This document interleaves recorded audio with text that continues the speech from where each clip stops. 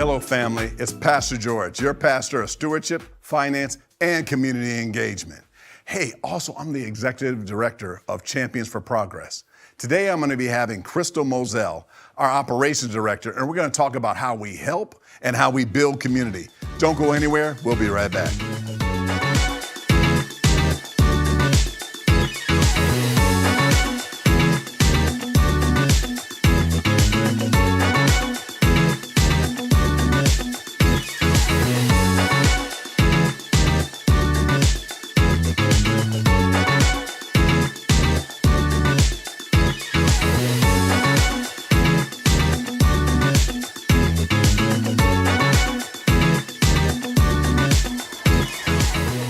Hello, family. Pastor George here, the pastor of stewardship, finance, and community engagement.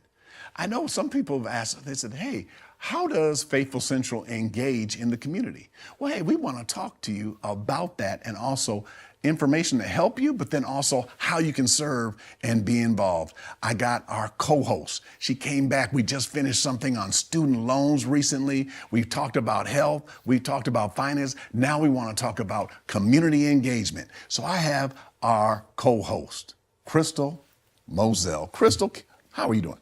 I am excellent, Pastor George, and this is a topic that you know is near and dear to my heart. I'm all about helping folks, right? Stewardship and helping people. We want our audience, our viewing audience, as well as our congregation, our champions here at Faithful Central, to live generous and victorious lives, right? Yep. So this topic here, what we do in the community, is how we get to that victorious life-living lifestyle. That's right. So look, I'm going to have her show you that. And I just wanted to, first of all, just start off by, sometimes you guys ask me, hey, Pastor George, I need this, I need that help. And then I always do this, I point to Crystal. So you guys are probably saying, why do I always point to Crystal? So what I'm going to do right now is I'm going to have Crystal tell us what your job is. Because when they say this, George, I need help with this. And I say, George, I need help with this. George, Crystal, tell them what you do. So I am the stewardship coordinator here at Faithful Central. That's right. Which, what is stewardship, right? It's your time, your talent. It is that temple and that treasure, right? So all four of those things is what we have stewardship over. So I assist in that, which is really your life in Christ. Right. That leaves nothing out with all four of those. Nothing. What else is left after that? Right. I can't think of nothing anyway. Right. But we work to develop you to live a victorious life through all of those avenues. So that's what we do as stewardship coordinators. We talked about the classes that we have, and on the other side, my other title here at Faithful Central is the operations director for Champions for Progress Incorporated. Really? What's that? I knew that was the next question, right? So Champions for Progress, that is Faithful Central's Community Development Corporation. There are several ministries that fall under Champions for Progress. We have Operation Hope, which is one of our newest ministries that we have. We're going to come back and talk about that. Yes, and we're not going to go in deep right now. The other ministry that we cover is Stewardship Lifestyle, right? That is our leadership team that we've created for stewardship that understand and know the principles that we teach in stewardship here at Faithful Central. Right. We have our champions in business. That's right. That's our entrepreneurs, right. our insurance agents, our real estate agents, those who have businesses, those who want to start a business. Right. So if that is what you plan on doing, we talked about debt jobs. You want to start a business to conquer some of that debt. Champions for Business is where you want to be. We have some wonderful partners with Champions for Progress, Champions in Business. I want to back up and then come a little bit forward. Okay. So number one, we help people get to different levels of help them in however they're doing right now in life. So people are at different levels. Mm-hmm. Struggling and sinking, inability to pay their current bills. Steady means you have just enough to pay your bills. Solid means you've been working somewhere for a while. Surplus is extra money. And then the highest level is service, where you're not concerned with finance. You do whatever God put you on this earth to do. So whatever level you're at in the area of time, talent, temple, and treasure, she already said it. But anyway, so we help you get to the next level. Yes. And these are the resources we provide. We have coaching, we have classes that we teach in this area, and then we're going to get into Operation Hope a little bit later, but then also The Champion Counseling Center works a lot in that area as well. So we want to let you know we have a plethora of information and resources that can help you in those areas. And then I'm going to throw one more, and then I'm going to come right back to you, is then also in the area, and I'm not saying politics, but the area in the political environment, like all of the voting, like different things to vote, different things that are happening. So we have a community action committee. So we also want to give you an opportunity to also get involved. If you'd like more information about that, to get involved in all the resources that we're doing. And I'm going to talk about more of that at the end. But I want to make sure that you look at this and say, hey, these are just different areas that I can, one, get involved in, or I also know someone that may need some services in that. As you know, if you've watched this before, I always ask you to give me a high five. I want you to start thinking about 5 people that you need to send this to on this level to be able to help, or also to, if you know someone that needs services in this area. But I want you to go ahead and finish with what you do. Well, you hit it. We used to hold the title political action, right? I feel like that's a divisive term. It divides us. So we decided to come along and rename that, and it's just a portion of it, right? Politics isn't all of what we do in community engagement. We have retitled it community engagement, because community engagement is more than just politics. What are we doing with our children? The Inglewood Unified School District, for instance, how are we supporting the students that are there? We have a program at Crozier that we do. We have things at the housing, Regent Square, that we do. Right. So it's not just about politics. Our community engagement goes a lot deeper. On the 26th, we had a health fair. Right. Where we had several different organizations come out. We had testing, we did vaccinations, we gave out blood pressure cuffs. So community engagement is just that. How does Faithful Central engage in the community? And we have it on various different levels. Right. So we've done a lot. We've been doing vaccinations. We've been doing all these things for over a year. We've been doing this when they first came out. Not only vaccination, but then we did the educational. I got to admit, okay, I'm sorry to tell. I got to tell them. Chris, like this, I don't want to get a shot. I don't want to get a shot. When we brought them military people came in and they started talking about it, I was like, oh my goodness, I've never heard, we brought people to raise community awareness. Yes. And then the issues that have happened, if you remember, then I'm sorry if I sound biased, but then do you remember? I'm sorry if I sound biased, but then do you remember all this rental things are just out of control? So there's certain things we did to help with the rental assistance, and then also I'd like for you to also talk about some of the services that we provide. I'd like for you to talk about the utility, just the different things that we do. But so if there's a need of the community, we're helping with that. So we engage all month long, and the reason why we're having this is we want to make sure everybody knows. The reason why I brought Crystal on here, wanted to do this, is I want everyone to know all these things. Like we get an email and say, hey, do you guys know how I can get this done? I'm like, oh, we actually have a service that provides this. So we want to make sure that we do. So what are some services that people can, that we provided for people? I'm going to start with utility in that area. And then I'd like for you to tell us a little bit about Operation Hope. Okay, so we do provide, we work with PACE, the Pacific Asian Consortium in Employment, long-term, guys. The acronym is PACE, P-A-C-E. They come once a month, and we, with them, partner to give utility assistance, and it is income-based. So if you're making $150,000 a year, I'm sorry, you guys. Yeah. These are for individuals in need. So we provide utility assistance. You come in, you bring all of your utility bills, the application is provided, and you basically know most of the time when you come, if you come with all your documentation, how much you're going to be provided with assistance, or whether or not you're going to be provided assistance. And we do that once a month. Here on campus, we had them here on the 26th. We still do rental assistance. It's limited right now because of what's going on with the CARES Act, but that is something that we still do work with, and we have several different programs, so I won't name all of them, but we have several different organizations that we work with for rental assistance, as far as helping in the community. The bottom line is, if there's something that you guys need, we just did student loans, right? if there is something that you find that you have a need for, 9 times out of 10, I have a resource. I call myself the resource guru, okay? I got to interrupt. She does. It's like, you don't remember, there's an app for that? We got help for that. I mean, every time, there's different times when you've said that, I've been like, my goodness. So now I don't even ask. Yeah. So what I also would like to do is that, so we want to make sure that we put an email into the description that you can send and then ask us. But then also, I'm going to ask people can they not only one, be patient, but then can you do stuff in advance? Like if the utility people come once a month, don't call us up. Not say you can call us up that morning, but then understand if you let us know now, then we can kind of work towards a solution that kind of helps a little bit. So what do you want someone to do that needs that type of assistance? And Pastor George, you hit the nail on the head, because that is one of my, that's what hurts me the most. Like when I can't help,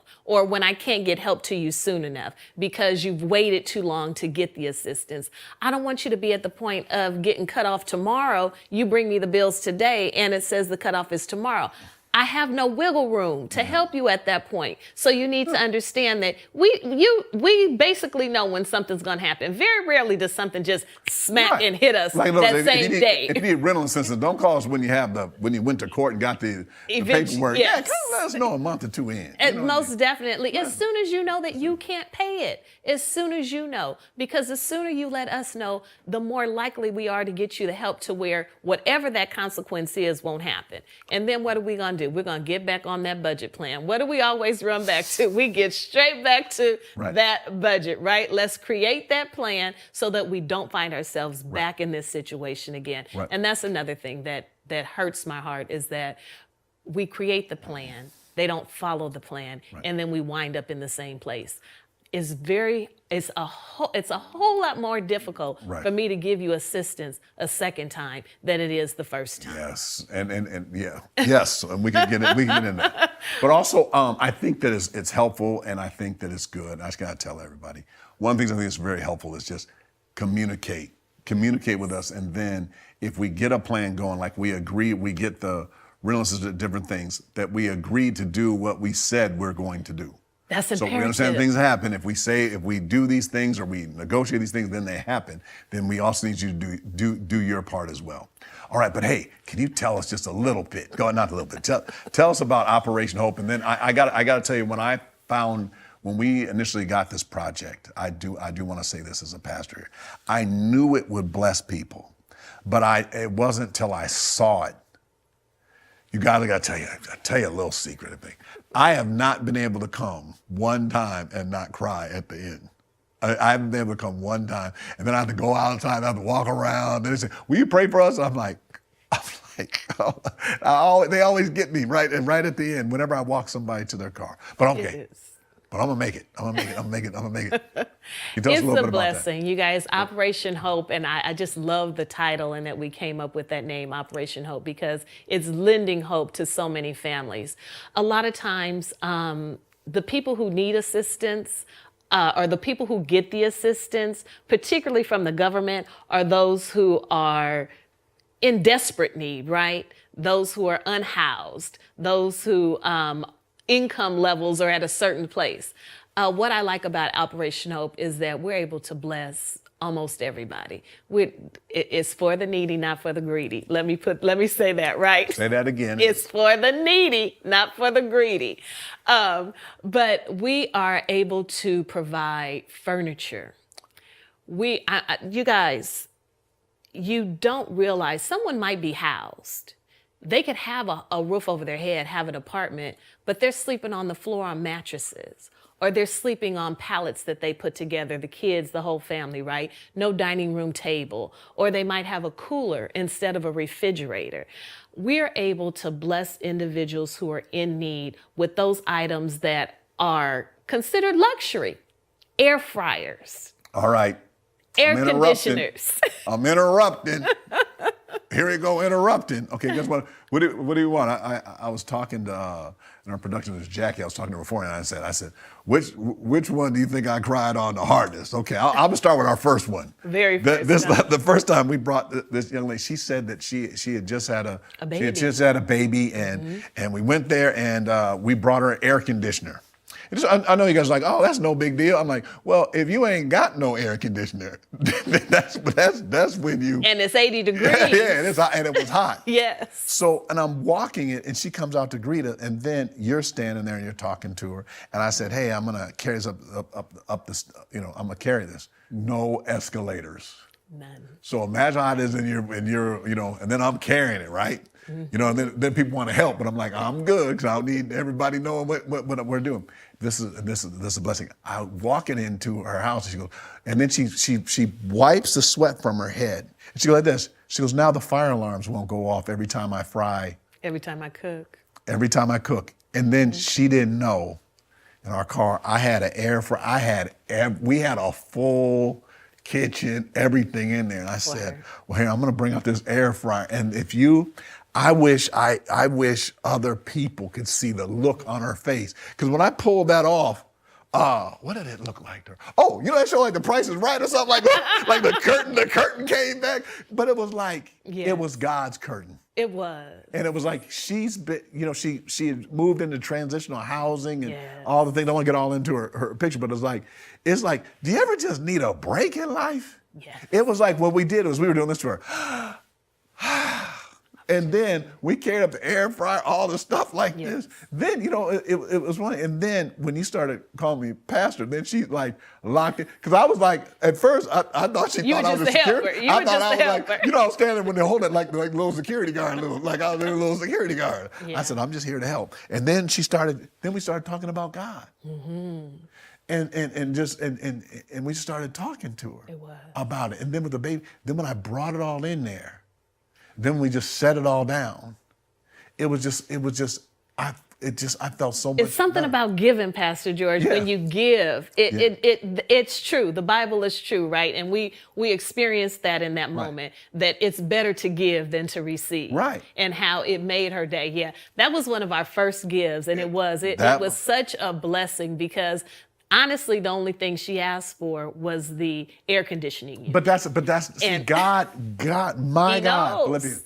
He knows. Shall supply all of my needs. Mm-hmm. See, God knew. See, I didn't know that it was just sitting there. And he was like, hey, let's pack up all this. I said, let's fill up the truck. You want to know why? Because God had that for her. Exactly. You see, God blesses you to be a blessing. And I'm just glad I could do it. And then this is the other thing about blessed people. We didn't have no less because we gave her that.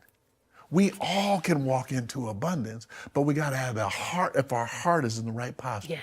That's why Operation Hope is a blessing. Definitely. Gotcha. And it teaches generosity to everybody. Even our volunteers that come. It's amazing how generous they become and get from giving and how blessed they are from it. So we have different organizations that we partner with that we give to on a monthly basis or a semi-monthly basis, I'll say, because I want to make sure that we have enough to give for all of their constituents when they come. Gotcha. We're not going to name the names, but one of the things we want to do is that also we want to reach out to other organizations, different things that if you have that you want to partner with us, we're more than happy. We want to talk to you about partnering with us. There's a certain number we want to partner with you. So I'm sorry. There's more a number information we can. more we information want to give you more provided. information about partnering and also doing that, and it's also a blessing. Yes. And then I'm sorry. Number two. And by the way, don't tell me I was not crying, and I'm not crying right now. I'm just letting you know I'm not crying. Okay. As number two was when I came in there, and I'm remember if you guys remember, I'm the security. What am I? I'm the little helper. I guess she said I was a little helper. I'm her little helper. I was pushing stuff to the car, and I was watching this. Found this mom, and they were sitting there, and these guys, these younger guys come up. They're like 15, 16, and we're giving them a table. I don't know why I want to cry so bad. And we give them a table, and when I see the table, when I start. It's taken apart. I'm telling them how to put it together. And when I'm pushing it out, and then their boys, so I'm giving them a hard time, like, y'all push this thing. And I said, and I start telling them about how Jesus said, I prepare a table before I said, I'm showing you this table. And I said, but when I got to the car and I looked at the mom, I saw their homework and their books in there. And I thought, now they have a table to do their homework. And you can see it from the parking lot. But you see how you're blessing someone there, then they're taking it somewhere and they're being blessed. But a lot of these things that's why I'm encouraging you and I want to let you know this, Crystal, you're not just blessing people right there. It's not you. We're blessing people generationally, because now that family now has a table they can study on. And again, I know, eat. And be a family, right? To have supper, a place dinner, where they can sit down and gather and say that's where they are. And again, some people say, oh, a table ain't no big deal. Oh, it ain't no big deal unless you ain't got a table. There you go. Air fryer ain't no big deal unless you ain't got no air fryer. Pots and pans ain't no big deal unless you ain't got one. Exactly. Right. And that is the blessing in it all, is that we get to see the lives in Operation Hope that we change on a daily basis. It's really not a day that goes by that we're not able to offer some assistance and help to someone who calls in need. Just getting back to testimonies and some of the people that we bless. Just recently we had and this was a family, and it's nice to see a husband, a wife, and 3 kids, right? They got a playhouse to put in the backyard. They have 3 girls and a baby boy. A playhouse. Now, Dad has to take some time to put it together, which is a wonderful thing, because this is time that he gets to spend quality time putting something together for them. They got a dresser set. They initially only asked for a dresser. Told them, I didn't tell them before they got there, but I said, bring something big enough that we can fit a lot more in. So I told them probably about a 10-foot truck, right? I told them before they got there. Right. We're going to pour you out a blessing you ain't got room enough to keep. That's it. They were so blessed with everything that they got to walk away with. But the one thing that the mother said that just stuck with me is that, now see, you have me in tears. I know. Is that she said, of everything that you gave me, the one thing that we struggle with is paying for diapers. Right. That's because they didn't pay for a couch because they didn't have one. They didn't pay for a dollhouse because they didn't have the money to pay for a dollhouse. But the diapers and wipes are a daily struggle because they have a young baby that requires diapers. Right. She told me, I'm so grateful for everything you've done. But for us, in our budget, what we struggle with all the time is the money for diapers and wipes. Right.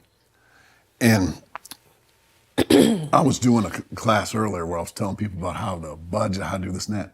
But if you just don't make enough to do it, you see, when we give people diapers or we're giving something to somebody, that's money enough to spend for that. Thank you. So then that gives them a little bit more room to where they can do other things. Exactly. And that's how God blesses. You know, and in doing it. And it's a blessing just doing that.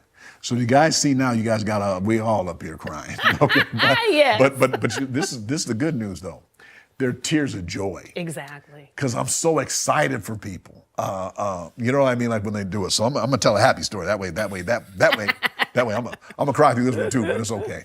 So one of my goals in life is to be the world's greatest dad.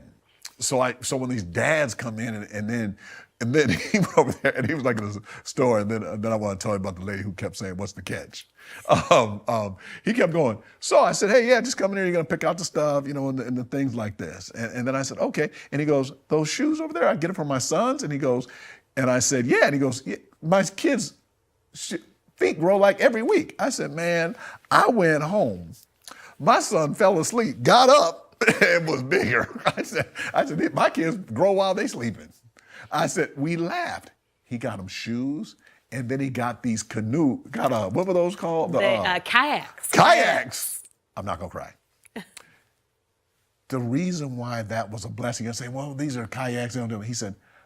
He said, he prayed about it. He said, I always want to take my kids somewhere where they hadn't been. They'd always been in the inner city. And I'd seen people out there kayaking out there. And, you know, he's like Niagara Falls, like saying something. He goes, and I came down here because his mother had told his mother.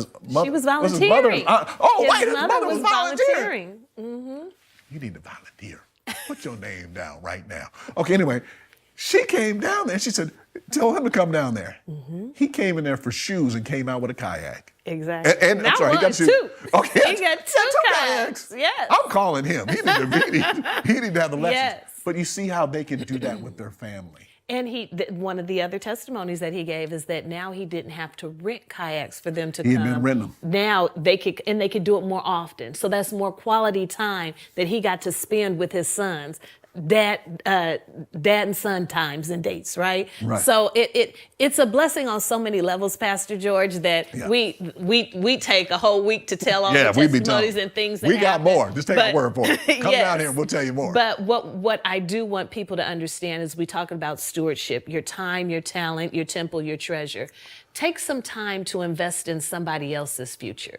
Take some time to help someone else and bless them. And we're constantly in need of volunteers. So we have distribution days, we have sort days, we have all this time that we need where we have people that come to volunteer to help us get ready for the people who are coming to get the goods that we have there at right. Operation Hope. Let's break that down. So I'm going to let you describe what happens, but I want to explain something to you. So what we do is we have an area where we're holding like almost all household goods. Mm-hmm. And then can you tell me what we do with those household, and I know, but I want you to tell me what we do with those goods and how we prepare to be a blessing. Yes. So what we do is we get a shipment in, and on shipment date, we have to do something What's called a shipment? A shipment is a trailer, an 18-wheel trailer full of goods. We have no idea what we're going to get for the most part until we get it. And it comes on pallets. And it's normally anywhere from 12 to 24 pallets, depending on what's on them. Single pallets, double pallets, even sometimes triple pallets. Anybody who's in the warehousing business understands that. So we get those off with a forklift, we put them in the warehouse, and then all of those pallets have to be broken down. So volunteers are who assist me with breaking down the pallets.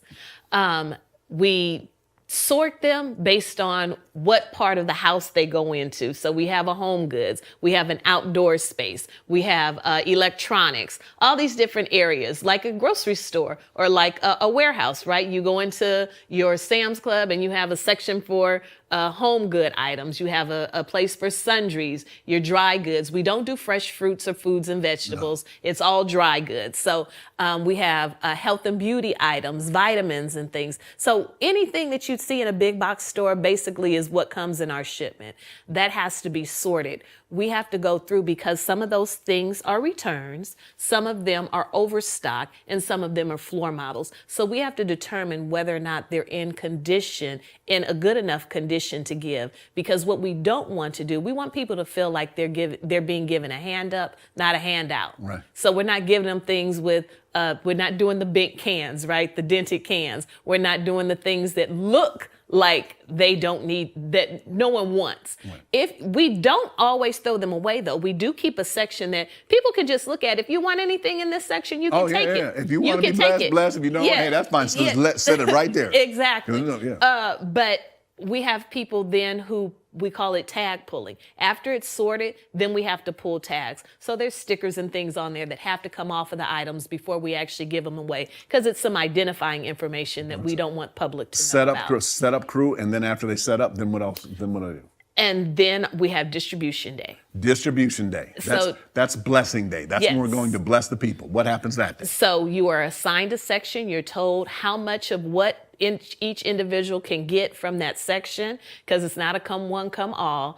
It is specific to organizations that come by. So then they help that whole day giving to the individuals that come in. So you have people that are set at the stations. We have our men who come and they help load the stuff in the car. We have a cleanup crew after it's all said and done. And that kind of that's about what happens at a distribution day. So let me say something about a distribution day, and then I want you to tell me about what's the catch, and then then I want to say what's really good about distribution day is that I just want you to catch what Crystal just said, is that there's a certain amount that people get. What I also like that as a pastor of stewardship, and then some of you, if you're first time watching the show, is I kind of deal in the area of finance and doing this, is that we're actually showing them how to allocate their where they live. Like, you shouldn't have 5 of these things. Like, you should pick out 2 of these and 2 of these and this and that, so that it's very efficient. We're trying to let you walk out with everything that'll be able to help you the most. Yes. And in doing that. So I think that that's really good.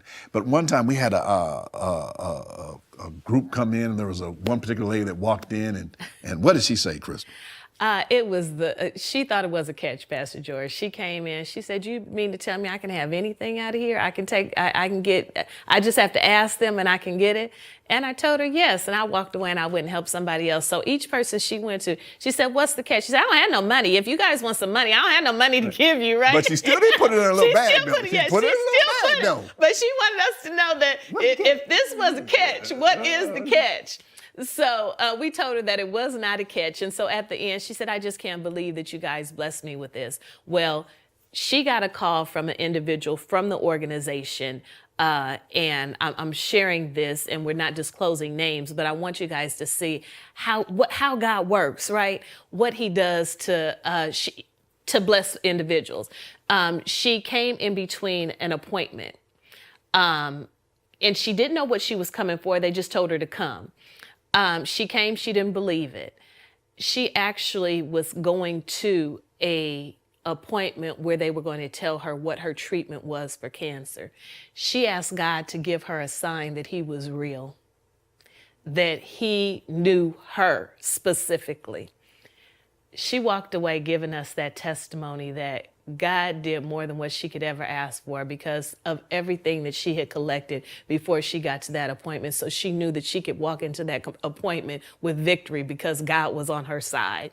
So those are the blessings that come from Operation Hope. I know we have to keep from the tears, but you guys, that is why it is imperative, the testimony and the blessings that come out, that you come out and be a part of it. Gotcha. That your time is spent blessing folks, because you just don't know how you being there impacts the life of somebody else. All right. That's what I ask people to be involved, but just let you guys know, when you come down here, we ain't going to be crying. Okay, I'm going to let you know that. We're going to be working. Okay. Yes. You don't have time to cry. I don't know. Anyway. So a couple of things we want to do to get involved. So this is all under our stewardship and community engagement area of our church. First of all, if you have a nonprofit, a church, an organization where you would like to partner with us, please contact us. And then when you call me, I'm going to go like this. Go ahead. Talk to Crystal, but we want to, what we're doing is we're trying to help and change in the community, be community changers. And also with Champions for Progress, it's Faithful Central Bible Church, Bishop Ulmer's vision and co-pastor John Paul Foster. It is our vision to build champions. Bishop Ulmer says, we build champions for victorious living. We want to help people get to the next level. So we want you to, one, get involved if you need help with any of these resources. But then secondly, if you would like to volunteer and be a VIP, be part of the super group, we need, so you can volunteer in helping people in the area of, when we do stewardship, that's time management, business development, also temple, body. We do all these things that way, and then finances that way. So you can also be in a part that assists in that area. Then there's also a lot within the area of community engagement.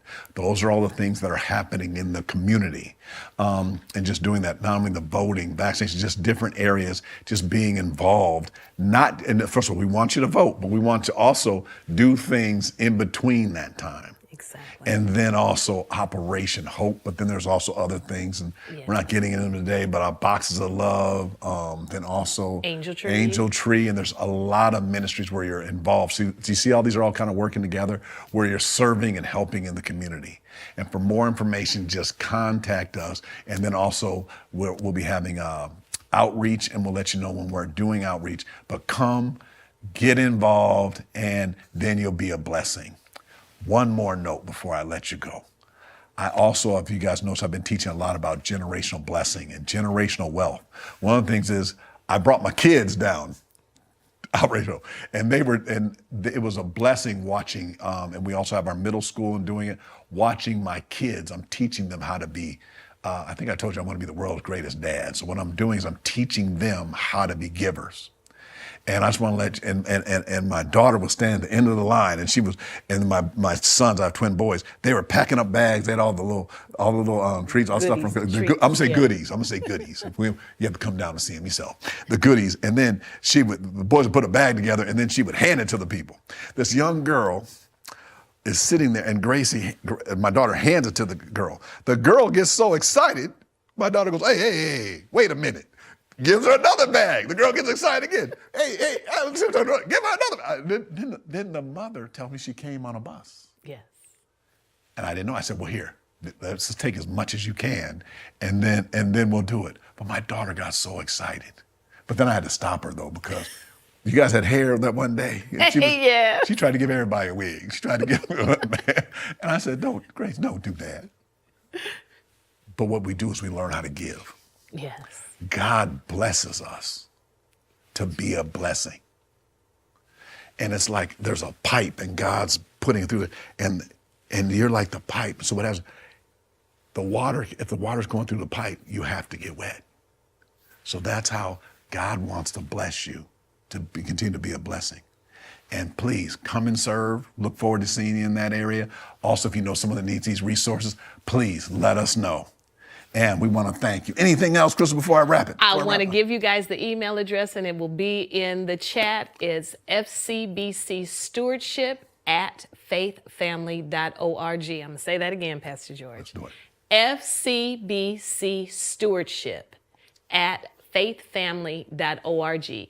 Email us if you want to get engaged, if you want more information. That is the best way to contact us. Want to thank you so much for joining us today. I pray this was a blessing for you. You know, in SET-4-LIFE, we live our lives by design, not by default. And one of the ways is by serving and being a blessing. Look forward to seeing you on our next episode.